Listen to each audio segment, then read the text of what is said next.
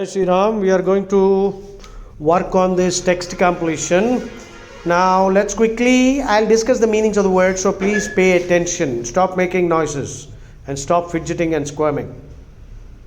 Nothing personal here. Please don't take umbrage at my words. And actually, if you take umbrage also, I don't care. I don't mind if you mind. Anyway. The managing partner of the investment company Dash is its yearly earnings in a speech broadcast by satellite to financial analysts around the world. He was ebullient over the results. Now the word ebullient means very enthusiastic. You can easily remember this word because in this word ebullient, the word bull is there. If you ever have noticed a bull has lot of energy. So if you are like a bull, then you can call yourself ebullient. I'm just joking. I'm just fooling around with the word so that when I fool around with the word, it creates a kind of a mnemonic for you to remember the word. Right? Next, I'm looking at the words now. Announced, boasted about, declared, stated, took satisfaction. All the phrases are simple. So I think you should be able to answer this question now. Please take a pause. I'm taking a pause. So the first one should be boasted about because the clue was he was ebullient. If somebody is ebullient, he is likely to boast. Next one. Lacking in new or interesting ideas, the conference presentation seemed dash. Now the clue is if there is nothing new, nothing interesting, what would you call such a presentation? That's the question. So now let's look at the words below. Unrelenting means not giving up. This is a word we have already encountered earlier. Relentless. Relentless pursuit. Tenacious, dogged, persevering, persistent. Pattu vadalakunda. Relent ante vodiledamu. To relent ante give up. Relentless ante vadalakunda. Interminable, continuous, assiduous ante working very hard. ఇది గుర్తుపెట్టుకోవాలంటే mnemonic అందులో as అన్న word వచ్చింది. గాడిదలు పాపం చాలా hard work చేస్తాయి. ఎందుకంటే మనం చేపిస్తాం వాటి చేత. నార్మల్గా గాడిద ఎందుకు చేస్తుంది? చేయదు. సో మనం కూడా గాడిదల్లాగా వర్క్ చేస్తే ఏదైనా గుర్రాలు అవ్వచ్చు ఆఖరికి. నువ్వు వర్క్ చేయకపోతే అసిడ్యూస్గా ఉండాలి. Please work like a donkey so that some day you become a butterfly. Don't ask me what is this new philosophy. I will not tell you. Now I'm taking a pause. Please answer. So ikkada the lacking in new or interesting ideas, the conference presentation seemed interminable is the answer. Okay, interminable endukante bore kodutundi. It seemed interminable. Okay, third one. I am reading. Motivated by the dash national debt, lawmakers after years of discussion agreed to eliminate earmarks for local programs from the budget. Now the word earmark basically means money set aside for a specific purpose in a budget. The consequences touched a dash of projects from sewer treatment plants to widening of roadways. Okay, let's look at the words below. Burgeoning means rapidly developing, flourishing. 3 పూలు 6 కాయలు. Business is burgeoning అంటే business బాగా నడుస్తోంది. రిచ్గా అంటే burgeoning అంటే developing rapidly, flourishing. Sprouting అంటే coming up, చెట్టు ఆర్ మెల్లిమెల్లిగా ఎదగడము. స్ప్రౌట్ అంటే గ్రో స్లోలీ. బ్లాంక్ 2లో ప్యానోప్లై అంటే complete range of services. We offer a panoply of services అంటే A to Z మేము అన్ని పనులు చేస్తాము. ప్యానోప్లై అంటే ఏ రేంజ్ ఆఫ్ సర్వీసెస్. దానికి సినోనిమ్ ఇస్ ప్యానోప్లైకి సినోనిమ్ array, ARRAY. అంటే నువ్వు ఒక షాప్ ఓపెన్ చేసావు అనుకుందాం, కంప్యూటర్ షాప్. అందులో కంప్యూటర్కి సంబంధించిన ప్రతి ఐటమ్ నీ దగ్గర దొరికిందనుకో, అప్పుడు నువ్వు కస్టమర్తో ఏమంటావంటే we offer a panoply of peripherals. అంటే నీకు చిన్న పిన్ను దగ్గర నుంచి నీకు డాంగిల్ కాదు, గాడిదగుడు కాదు, మౌస్ కాదు, కీబోర్డ్ కాదు, పిన్ కాదు, నువ్వు కంప్యూటర్కి సంబంధించిన ఏది అడిగినా నా దగ్గర ఉంది. We offer a panoply of equipment, services. దానికి సినోనిమ్ ఏంటి? array, an array of services, ARRAY. an array of colours అన్నాను అనుకో, అన్ని రంగులు ఉన్నాయి అక్కడ.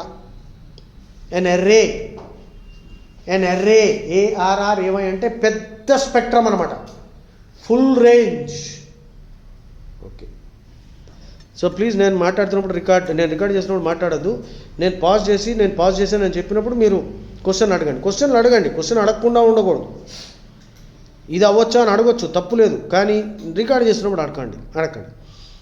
సో ప్లిథోరా, ఇప్పుడు ఇంకేం లేవు, ఇప్పుడు ఈ ఆన్సర్ చెప్పొచ్చు, మీరు పాజ్ చేసుకోండి, నేను పాజ్ చేస్తున్నాను. So the next one, in recent recessions economists have noted dash known as a jobless recovery. అంటే రీసెంట్గా రీసెషన్స్ జరిగినాయి. రీసెషన్ అంటే ఏమిటి? రీసెషన్ అన్న వాడికి మీనింగ్ ఏంటి? ఎకనామిక్ రీసెషన్, ఎకనామిక్ బూమ్, రెండు. రీసెషన్కి ఆపోజిట్ ఏంటి? Boom, BOOM.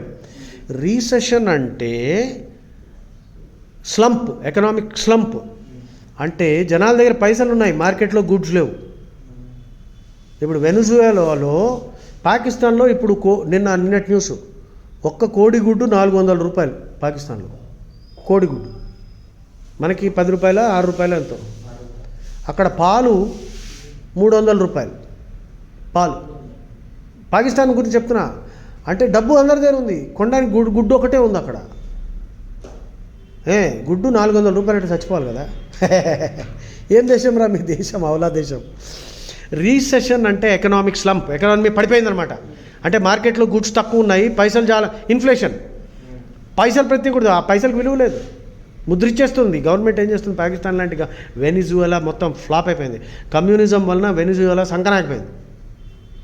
కమ్యూనిజం ఎక్కడెక్కడ ఏ దేశంలో అడుగు పెట్టిందో ఆ దేశం సర్వనాశనం అయిపోయింది. ఇప్పుడు రష్యా కమ్యూనిస్ట్ కాదు, రష్యా ఈజ్ యాక్చువల్లీ డిక్టేటర్షిప్. నన్ను అడిగితే పుటిన్ డిక్టేటర్ అక్కడ. సో పాలిటిక్స్ తెలుసుకోండి, అర్థం చేసుకోండి. కమ్యూనిజం అన్నది, a good communist is a dead communist అన్నాడు ఎవడో. కమ్యూనిస్ట్ ఎప్పుడు మంచివాడవుతాడు అంటే చచ్చిపోతే మంచివాడవుతాడు. నేనలే, కోపం తెచ్చుకోక్కర్లే, ఎవడో గొప్ప ఫిలాసఫర్ అన్నాడు. కమ్యూనిజం అంత దరిద్రము, క్యాన్సరు, ఎక్కడెక్కడ పడితే ఆ దేశాలు సర్వనాశనం అయిపోయినాయి. ఇప్పటికీ మనకి గొప్ప కమ్యూనిస్టులు దేశంలో తిరుగుతుంటారు. ఏం చేయాలండి? సర్వనాశనం చేసేస్తారు వీళ్ళు. సో ఇక్కడ రీసెషన్ అంటే ఏమిటి? ఎందుకంత రీసెషన్ వచ్చింది? ఎందుకంటే గోల్డ్ స్టాండర్డ్ అంటే తెలుసా? దేశంలో ఎంత కరెన్సీ ముద్రించాలి అన్నది, నీ దేశంలో ఎంత బంగారం స్టాక్ ఉంది దాన్ని బట్టి ఉండాలి. కొంత స్టాండర్డ్స్ ఉంటాయి. ఎకానమీలో కాన్సెప్ట్స్ ఏమీ అర్థం చేసుకోకుండా కరెన్సీ నోట్లు ప్రింట్ చేశాడు వెనెజువేలాలో. అప్పుడు ప్రతి ఒక్కరి దగ్గర ఒక్క బ్రెడ్ కొనుక్కోవాలంటే వాడు బ్యాగ్ నిండా నోట్లు తీసుకొచ్చి ఇస్తున్నాడు. ఒక్క బ్రెడ్ కొనుక్కోవడానికి నీ కార్ నిండా బ్యాక్ సీట్లో $500 నోట్లు నింపి అది అన్నీ ఇస్తే నీకు ఒక బ్రెడ్ ఇస్తాడు అక్కడ. ఏం తింటావురా? ఫ్యామిలీ ఎట్లా బతుకుతుందిరా? అది కమ్యూనిజం యొక్క ఎఫెక్ట్. అన్నీ ఫ్రీగా ఇచ్చి సంకనాకపోయింది. డెవలప్మెంట్ లేదు, ఏం లేదు. సో ఇక్కడ రీసెషన్కి ఆపోజిట్ బూమ్. రీసెషన్ అంటే ఏమిటి? Goods are very less in the market, economy is not growing, ఎక్స్పోర్ట్లు లేవు, ప్రొడక్షన్ లేదు, ఇంపోర్ట్లు పెరిగిపోతున్నాయి. నువ్వు అడుక్కు తినే దేశం అన్నమాట పాకిస్తాన్. అందుకే ఏమంటారు? బాస్కెట్ కేస్ అంటారు. వర్డ్ రాసుకో, basket case, BASKET, basket -KCASC. Pakistan is a basket case. ఈ వర్డ్ బాస్కెట్ కేస్ చాలా ఇంపార్టెంట్, ప్లీజ్ లిసన్ కేర్ఫుల్లీ. ఈ బాస్కెట్ కేస్ అన్న వర్డ్ సెకండ్ వరల్డ్ వార్లో ఒరిజినేట్ అయింది. అంటే వార్లో ఈ బాంబులు పేలడం వలన సోల్జర్స్కి గ్యాంగ్రీన్ వస్తుంది, దెబ్బలు తగిలితే. GANGRENE, గ్యాంగ్రీన్ అన్నది death of soft tissue due to major accidents or frostbite. అంటే సియాచిన్ గ్లేషియర్లో ఇండియన్ సోల్జర్స్ పాపం పనిచేస్తూ ఉంటారు. అక్కడ -30, -15 ఉంటుంది. అక్కడ నువ్వు ఒక్క నిమిషం వేలు నువ్వు బయట పెట్టావనుకో, ఫ్రీజ్ అయిపోతుంది వేలు, ఫ్రీజ్ అయిన వెంటనే దానికి ఫస్ట్ ఎయిడ్ ఇవ్వకపోతే ఇక్కడ పుచ్చిపోతుంది. ఆ పుచ్చిపోయిన వలన నీకు ప్రాణ సంకటం ఏర్పడుతుంది. వేలు టిప్పు ఫ్రీజ్ అయ్యడం వలన మొత్తం చెయ్య కోయాల్సి వస్తుంది, లేకపోతే వాడి ప్రాణం రక్షించలేం. ఇటువంటి భయంకరమైన వ్యాధిని గ్యాంగ్రీన్ అంటారు. డయాబెటీస్ వచ్చిన వాళ్ళకి కూడా కాలుకి దెబ్బ తగిలిందనుకో, అది గ్యాంగ్రీన్గా మారి కాలంతా తీసేయాల్సి వస్తుంది. ఎంతోమంది డయాబెటీస్ పేషెంట్లు కాలు కోసేస్తారు, చేతులు కోసేస్తారు. మేజర్ యాక్సిడెంట్లో కాలు వేలు పచ్చడైపోయింది, ఇమ్మీడియట్గా ఫస్ట్ ఎయిడ్ ఇచ్చి దాన్ని ఇచ్చేయకపోతే గ్యాంగ్రీన్ స్ప్రెడ్ అయిపోతుంది. గ్యాంగ్రీనస్ అన్న వర్డ్ని ఎట్లా వాడచ్చు అంటే డిజీజ్డ్, ఏ గ్యాంగ్రీనస్ సొసైటీ అంటే మొత్తం పుచ్చిపోయింది. గ్యాంగ్రీన్ అన్నది ఒక భయంకరమైన వ్యాధి, డిజీజ్ కాదు, అది స్ప్రెడ్ కాదు. అది gangrene is the disease of the soft tissue brought about by any major accident or frostbite, chali. So in that case, when gangrene occurs, even if the tip of the finger is gangrenous, the whole arm has to be amputated to save the life of the patient. anta bhayankaramaina medical condition adi. So second world వార్లో సోల్జర్స్కి war చేస్తున్నప్పుడు బాంబులు గీంబులు, అప్పుడు చేతుల్లో గ్యాంగ్రీను, కాళ్ళకి gangrene వస్తే 2 చేతులు కోసేస్తారు, 2 కాళ్ళు కోసేస్తారు. జస్ట్ ఇమాజిన్, 2 కాళ్ళు కోసేస్తే 2 చేతులు కోసేస్తే నువ్వు కింద పడున్నవాడు అక్కడే పడుంటావు, కదలలేవు, నించోలేవు, మాట్లాడలేవు, తినలేవు. వాడిని అప్పుడు బాస్కెట్లో వేసి ఇద్దరు మోసుకుని పోవాల్సి వస్తుంది. అంటే ఎందుకు పనికిరాని ఒక మనిషి అన్నమాట. అలాగే Pakistan is a basket case అన్నానంటే ఆ ఎకానమీ సర్వనాశనం అయిపోయిందనమాట. దానికి ఎవడో పెట్టాలి, వాడికి నోట్లో ఫుడ్ కూడా ఎవడో పెట్టాలి కదా, 2 చేతులు లేవు. వాడికి స్నానం కూడా ఇంకోటి చేయించాలి, వాడు లెట్రిన్కి వెళ్ళినా సరే వాడు ముడ్డు ఎవడో కడగాలిగా. అంటే వాడు హెల్ప్ చేసుకోలేని పరిస్థితిలో ఉన్నాడు. ఎందుకు పనికిరాడు వాడికి యాక్చువల్గా అటువంటి వాడు చనిపోతే బాగుండని వాడే అనుకుంటాడు, ఎందుకంటే అంత డిపెండెంట్ అయిపోయాడు అందరి మీద. అటువంటి కేసుని బాస్కెట్ కేసు అంట. ఎవరినైనా మనం అలా అన్నాం అనుకో, హీజ్ ఎ బాస్కెట్ కేస్ అన్నానంటే అంటే యాక్చువల్గా వాడు పరమ వేస్ట్ గాడు అనమాట. వాడు పారాసైట్, వాడిని మనం భరించాలి. వాడు ఎందుకు పనికిరాని దొంగ నాకూడదు. ఇప్పుడు Pakistan is a basket case అన్నానంటే ఆ ఎకానమీ సర్వనాశనం అయిపోయింది. అక్కడ పంటలు లేవు, తిండి లేదు, ఈ ఇండస్ట్రీ లేదు, ఏమీ లేదు. మతం మతం మతం ఇదే ఉంది. అందుకే అట్లా ఉన్నారు, అడుక్కు తింటున్నారు వాళ్ళు. In recent recessions economists have noted, recession అనే వర్డ్ని మనం పూర్తిగా డిస్కస్ చేసుకున్నాము. ఎకానమీ స్లంప్ అయిపోయింది, ప్రొడక్షన్ లేదు, ఎక్స్పోర్ట్స్ లేవు, ఇంపోర్ట్స్ ఎక్కువైపోయినాయి, పంటలు లేవు, కరెన్సీ బాగా ఉంది. ఇది economic recession, economy slump. So in recent recessions economists have ఉద్యోగాలు ఉండవు, రీసెషన్లో ఉద్యోగాలు ఉండవు, ఉద్యోగాలు పోతాయి, companies can't pay salary. In recent recessions, economists have noted that dash known as jobless recovery. Recovery అవుతుంది కానీ ఉద్యోగాలు ఉండవు. అలాంటి రికవరీ కూడా ఉంటుంది. అంటే నా కంపెనీ ఇప్పుడు సపోజ్ నేను 100 మందిని లే ఆఫ్ చేశానండి, రిట్రెంచ్, బెంచింగ్ అంటారు software companies. He was benched, is a polite word for sacked. The GRE word is retrench, RETRENCH. Retrenchment అంటే remove from the job, dismiss.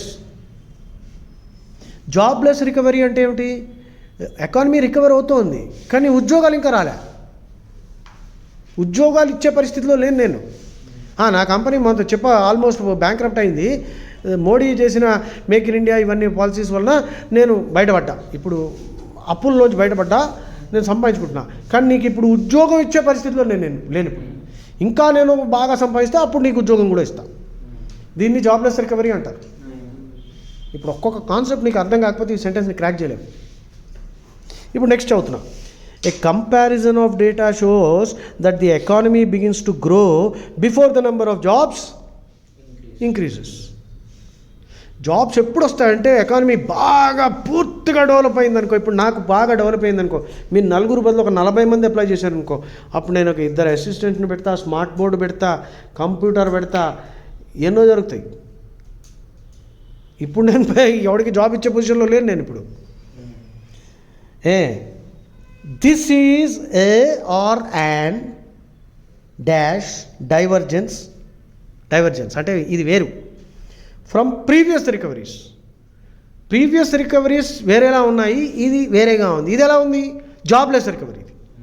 ఇప్పుడు ఏ వర్డ్స్ పెడితే కింద వర్డ్స్ చూద్దాం. ఫినామినా అంటే something that can be observed. ఈ phenomenon అన్న వర్డ్కి 2 meanings ఉన్నాయి. If you describe Yashasvi Jaiswal, India's left hand opener, he is a phenomenon. Phenomenon is a word which means a person who achieves great celebrity status and fame in a very short period of time. మొన్ననే వచ్చాడు, ఇప్పుడు అందరూ జైస్వాల్ అంటున్నారు. నేను ఇంకా జైస్వాల్ని అడ్జెక్టివ్గా వాడడం మొదలుపెట్టాను ట్విట్టర్లో.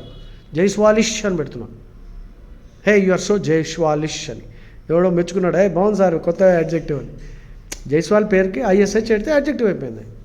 ఆడు ఎట్లా కొడుతున్నాడంటే పెద్ద పెద్ద బ్యాట్స్ బౌలర్ని టబాకు.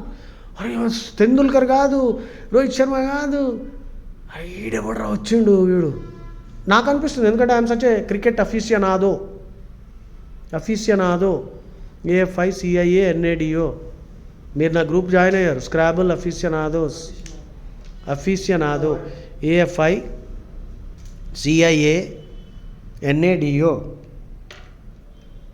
CIA అఫీషియో. చూసుకో స్పెల్లింగ్ ఈ ఇంగ్లీష్లో ఎక్కడ ఏఓ. అఫీషియనాదో అంటే lover of sport. Buff, I'm a scrabble buff, BUFF. Buff అంటే ఎక్స్పర్ట్, బఫ్ అంటే లవర్. స్పెల్లింగ్ ఏంటి అఫీషియనాదో? 2 F'లు వచ్చాయా? AFICIO అఫీషియో. AFICIONADO. I'm a scrabble aficionado, I'm a chess aficionado, I'm a movie aficionado. నువ్వు చెప్పు, what aficionado are you? ఏదో చెప్పు. I'm a graphology aficionado, I'm a Gita aficionado, I'm a carrom aficionado. అంటే I'm A lover. పెద్దవాడు వాడుతుంటే వినడానికి బాగుంటుంది కదా. ఐఎమ్ ఏ లవర్ ఆఫ్ అంటే చాలామంది లవర్స్ని చూసాం. ఐఎమ్ ఏ అఫీషియనాదో బాగుంది. వాడు వాడు ఎంత బాగుందయ్యా. I'm a coding అఫీషియనాదో. గూగుల్లో చూసుకోవాడు దా అంటాడా ప్రొనౌన్సియేషన్లు చూసుకోవాలి. సాఫ్ట్ డియా లేకపోతే హార్డ్ డియా? దానా డియా? దా. హార్డ్ డియా సాఫ్ట్ డియా? అఫీషియనాదో అంటే సాఫ్ట్ డి, అఫీషియనాడా డో అంటే హార్డ్ డి. డో అనాలా దో అనాలా? సో ఇక్కడ కింద వర్డ్స్ ఒకసారి ఫినామినన్కి 2 మీనింగ్స్ చెప్తున్నాను, ప్లీజ్ లిసన్. ఫినామినన్ అంటే it can describe a person who achieves great fame with in a short period of time. అదొక మీనింగ్. ఫినామినన్కి 2వ meaning is something that can be observed. Physics అన్నది is a study of phenomenon. ఫిజిక్స్లో ఫినామినాని, నేచర్ని observe చేస్తారు. Phenomena అంటే something that can be observed. దానికి ఆపోజిట్ నౌమీనా, NOUMENON. నౌమీనా అంటే something that cannot be observed, కనిపించదు అది. నౌమీనన్ అంటే స్పిరిచువల్ అనమాట, ఆధ్యాత్మికది కనిపించదు నీకు. కర్మ సిద్ధాంతం అన్నది నీకు ప్రూఫ్ కనిపించదు, అది నౌమీనన్, స్పిరిచువల్. ఓకే బాబు. సో నెక్స్ట్ ఎక్కడ ఉంది వర్డ్స్? ఇంకా ఈ స్క్రీన్ ఎగిరిపోయింది ఏదో ప్రాబ్లం అవుతున్నాడు. తర్వాత ఎపిసోడ్ మీకు తెలుసు. ఓమెన్ అంటే శకునము. Omen is a neutral word. Omen means something that signifies the arrival of something else. శకునము మంచి శకునం అవ్వచ్చు, చెడుది అవ్వచ్చు. So omen neutral word. ఓమెన్కి సినోనిమ్స్ చెప్తున్నా వినండి. Portent, PORTENT. పోర్టెంట్ అంటే కూడా శకునం, indication. Portent neutral word. Portentous అంటే వెరీ సిగ్నిఫికెంట్. ఇప్పుడు ఓమెన్ న్యూట్రల్ వర్డ్ కానీ ఓమినస్ నెగిటివ్ వర్డ్. రాసుకో, చాలా ఇంపార్టెంట్ థియరీ వర్డ్స్ ఇవి. ఈ వర్డ్స్ తోటే నువ్వు చాలా ప్రాబ్లం అయిపోతుంది నీకు. ఓమెన్ అంటే an indication. It is a word with a neutral connotation, neither positive nor negative. But ominous is a word with a negative connotation. OMINOUS. Ominous means apashakunam. Ominous means a sign that indicates disaster. చెడు జరగబోతోంది అన్న సంకేతం. Portent neutral, portentous neutral. Auspice రాసుకో, AUSPICE. Auspice అంటే సంకేతము, neutral. Auspicious అంటే favourable. So auspice అన్న word neutral కానీ ఆస్పీషియస్కి meaning favourable. That means indicating something good. Omen neutral, ominous negative. Auspice neutral, auspicious positive. Augury, AUGURY. Augury అంటే సంకేతము, neutral word. ఓమెన్ అన్నా, ఆగరీ అన్నా, పోర్టెంట్ అన్నా, board, BODE, boards well. It boards well అంటే మంచి సంకేతము. ఇట్ బోర్డ్స్ ఇల్ అంటే చెడు సంకేతము. ఇల్ బోర్డ్స్, ILL. ఇల్ అంటే జ్వరము, వ్యాధి. ఇల్ హైఫెన్ బిఓడిఈ. ఇట్ ఇల్ బోర్డ్స్ అంటే ఇది మంచి సంకేతం కాదు, చెడ్డ సంకేతము. సో ఫోర్ బోర్డింగ్ అంటే ముందే నీకు సంకేతం వస్తుంది ఏదో చెడు జరగబోతోంది. ఫోర్ బోర్డింగ్ అంటే కీడు జరగబోతోంది అని నీకు ముందే తెలిస్తే దాన్ని ఫోర్ బోర్డింగ్ అంటారు ఇంగ్లీష్లో. ఎన్ని వర్డ్స్ వస్తున్నాయో చూసుకో. Omen, portent, auspice, augury, bode, foreboding ఇన్ని చెప్పా. పైగా ఇక్కడ ప్రాబ్లం ఏంటంటే omen neutral, ominous negative, portent neutral, portentous neutral, auspice neutral, auspicious favourable, augury neutral, bode neutral, bodes well, bodes ill, foreboding negative. I have a foreboding అంటే ఏదో loss జరగబోతోంది, ఏదో కీడు జరగబోతోంది అని నాకు అనిపిస్తోంది, నేను ఇంట్యూట్ చేస్తున్నా. అప్పుడు వర్డ్ ఏం వాడతావు? I have a four boarding. My grand father had a four boarding. I told you about my gardener who had a foreboding that something is not right and the building fell some time later. Foreboding ante indication that something is going to go wrong. He can't explain it. That's a foreboding. See, దీన్నే pragmatics అంటారు. వర్డ్స్ని నేర్చుకోవాలంటే ఈ usages చూడాలి, examples చూడాలి, opposite end చూడాలి. అవన్నీ చూసుకుంటే అప్పుడు నీకు ఆ వర్డ్ పట్టులో వస్తుంది, అది నువ్వు వాడాలి. నువ్వు వాడకుండా దద్దమ్మలా కూర్చున్నావు అనుకో బుక్లో రాసుకుని, రేపటికల్లా మర్చిపోతావు. మళ్ళీ నేను అడిగితే అంటావు, అది దండగ. ఇంత చదువు చదివిన తర్వాత గుర్తులేకపోతే ఆ చదివేందుక? చదివింది గుర్తుంటేనే ఆ చదువు యూస్ఫుల్ చదువు, లేకపోతే వేస్ట్. నువ్వు ఏం చేస్తావు వచ్చేయి. శీర్షాసనం చేస్తావా, శవాసనం చేస్తావా, ఏ ఆసనం చేస్తావు చెయ్యి. ప్రొనౌన్స్డ్ అన్న వర్డ్కి ఇంప్లాయిడ్ మీనింగ్ ఏంటి తెలుసా? Clearly observable. ప్రొనౌన్స్డ్ అంటే క్లియర్లీ అబ్జర్వబుల్. ప్రిసైజ్ అంటే ఎగ్జాక్ట్. ఇంపర్సెప్టబుల్ అంటే cannot be noticed. So finally, my dear friends, with all the clues that are there for the last one, your answer has to be phenomena and imperceptible, because the clues are that economists have noted. Now, it takes an economist to note it. Every Tom, Dick and Harry cannot note it, which means a lot of special research has to be undertaken. And data shows. Now, data shows doesn't mean that the data is clearly showing everything. You have to study the data, and then you will realize that the economy will grow before the jobs increases. But normally we tend to think as the economy goes, jobs also should increase, but that's not the case. So this growth is imperceptible. The answer is imperceptible. This is a really tough GRE question, and this is how some of the GRE questions will be like this, where the vocabulary level will be low, but the construction will be pretty tough. You will have to get into it, understand the subtext. Some questions will be totally laced with vocabulary. Laced ante adulterated. Actually laced with అన్న వర్డ్కి meaning is adulterated. ఇప్పుడు పార్టీస్లో ఏం చేస్తారు? Drug laced drinks. ఆడపిల్లలకి date రేపులు చేస్తారు కదా. Date rape విన్నారు కదా? Date rape. Many girls complain నా, they go on a date. The boy will put something in her drink. This girl thinks she is also a very sophisticated, liberal kind of person, so she will drink a cocktail. She will drink beer, light beer. In that beer, the boy will put some small pill. After that, this girl for 2 hours she will not be in her senses. The boys will rape her. This is exactly what's happening not only in Hyderabad, in many parts of the world. They need date rape antaru. So girls have to be careful. So if you think you are very hip and happening, and if you think you can drink, boys will do their work. So this is how it's going to be. So better be careful. Better safe than sorry. So why am I talking about this date rape and all that now? Okay, the expression I used was laced with. LACEDWITH. If you say that something is laced with something, that means that thing is adulterated with something else. Now, I just said that some of the GRE constructions are laced with vocabulary. I stick to my opinion that these GRE constructions are actually adulterated with a lot of vocabulary. Because if you are a normal human being, you don't have to use all this vocabulary to convey an idea. Here they are actually testing and harassing you. The GRE test makers are actually conducting an inquisition, interrogation with torture. They are testing you and harassing you, hazing you, subjecting you to persecution to know whether you know all these words which are actually useless and unnecessary for any normal human being, unless you become a professor in Harvard. well, I correct myself. You can use them. You can use them. Okay, I leave it there. Thank you very much. Jai Shri Ram.